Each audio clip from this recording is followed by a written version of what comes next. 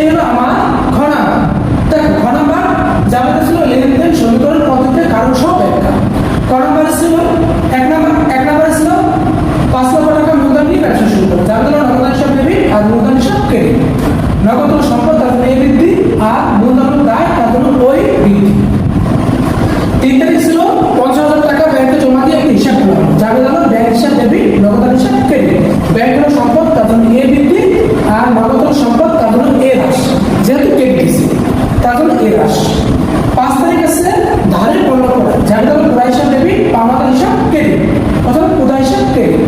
ওরা হলো ব্যয় তার জন্য ই হ্রাস আর পাওনাদার হলো দায় তার জন্য এর বৃদ্ধি। ক্রেডিট আছে যেহেতু পাওনাদার যেহেতু ক্রেডিট আছে তার জন্য এর বৃদ্ধি। 20 তারিখ আছে প্রদায় হিসাবটা পরিশোধ, যার জন্য আমার কাছে এসেছে প্রদায় হিসাব ডেবিট আর নগদান হিসাব ক্রেডিট।